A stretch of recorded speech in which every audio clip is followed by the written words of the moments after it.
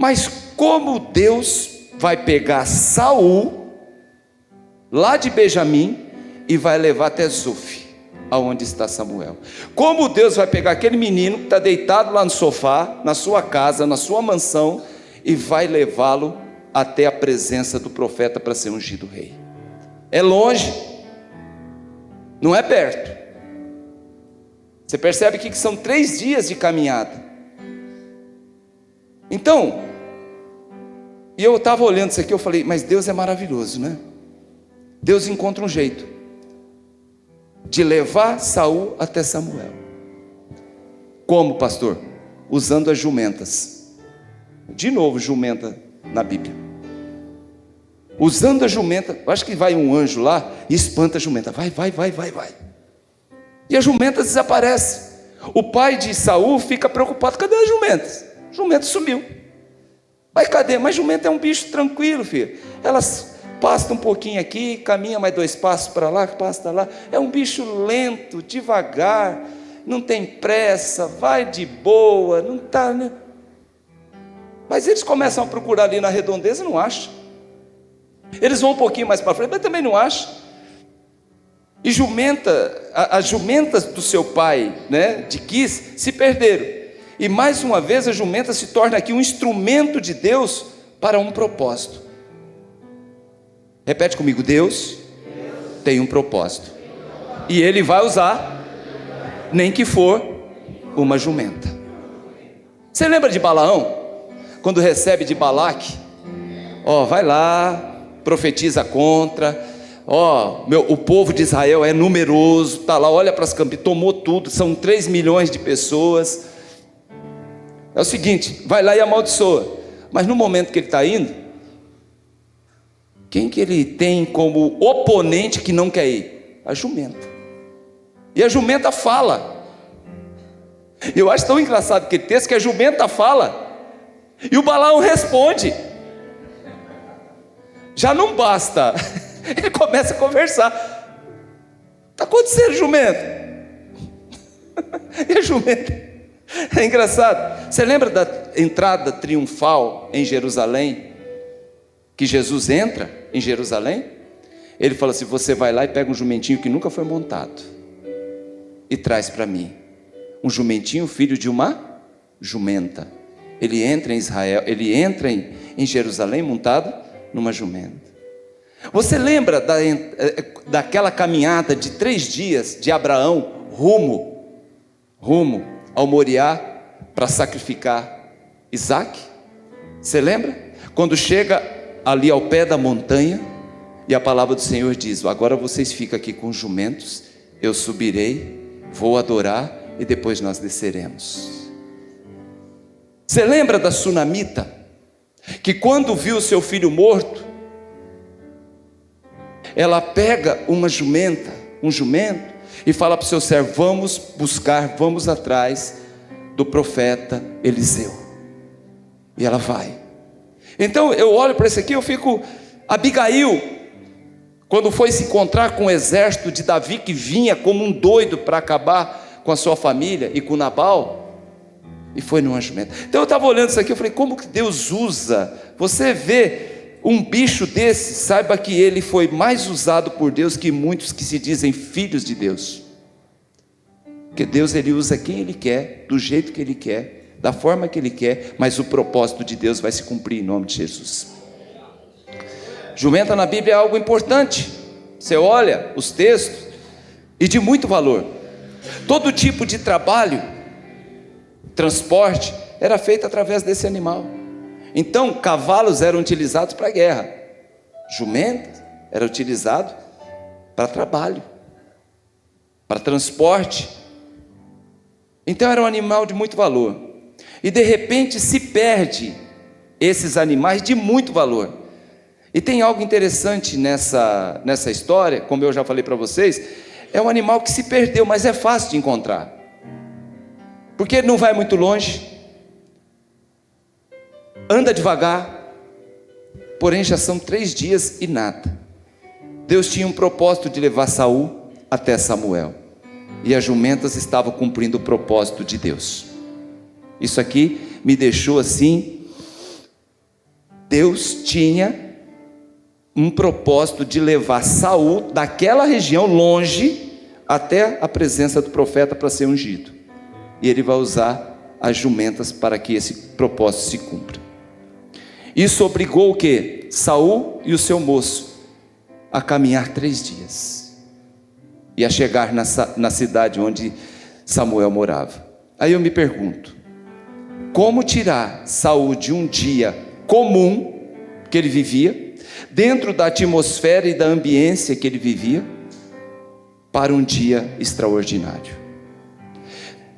Isso já aconteceu com você? Um dia comum, um dia que seria mais um dia do seu cotidiano, mas aí você cruza com o propósito de Deus, e aquele dia que podia ser apenas mais um dia, se torna um dia extraordinário na sua vida. Um dia que Deus fez algo que você não esperava. Imagina aquele moço, ele sai da terra lá de Benjamim, ele vai até Zuf, lá em cima, lá perto de Ramá, tá? Ele sai procurando jumentas do seu pai, e ele é ungido rei de Israel. Isso é maravilhoso. Como levar Saul de um lugar comum para um lugar de propósito de Deus. Saul teve que sair da sua zona de conforto, e aqui vem a aplicação da mensagem. Ele teve que sair do seu sofá, ele teve que encostar talvez o seu videogame, ele teve que desligar a televisão, ele teve que deixar seu celular porque não pega, ele teve que abrir mão do seu conforto, ele teve que separar algumas coisas ali para a sua missão, para comer, para beber na sua missão. O que Deus mais quer na nossa vida, meu querido, é nos tirar da nossa zona de conforto, porque Ele tem um propósito na nossa vida, e Ele tem uma missão que Ele vai fazer, Ele vai trabalhar para que, de um jeito ou de outro, esse propósito seja cumprido. Muitas vezes a gente rejeita. Não, pai, imagina, adolescente é um trem complicado, né? Que chega para ele, filho, levanta desse sofá e vai buscar, vai atrás das jumentas, deve estar aqui pertinho. Mas o servo já foi aqui pertinho e não achou, pai. Então, querido, você pega uma mochila, coloca comida, coloca uma marmita, coloca fruta, coloca um suco, faz o que você quiser. Papai, não tem Uber? Não tem Uber. Não dá para pegar um táxi? Não dá. Dá para ir de bicicleta? Não dá. Porque já procurou aqui perto, e eles procuram um dia, e ele vai com o companheiro dele, com o amigo dele, com o servo dele. Procurou um dia e não acha, e vão mais para frente, outra cidade, não acha, e mais para frente, e não acha. E é isso que é interessante, ele teve que sair da sua zona de conforto, e ele caminha 3 dias, para cumprir um propósito de Deus. Quantos dias Abraão caminhou até chegar no Moriá, para cumprir um propósito de Deus? 3 dias. Quantos dias o nosso Cristo ficou sepultado? 3 dias, para cumprir o propósito de Deus.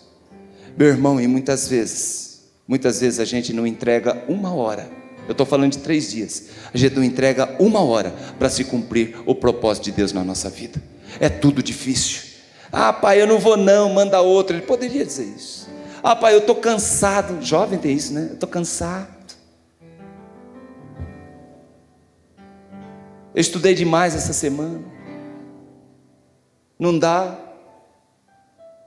Ele poderia, querido.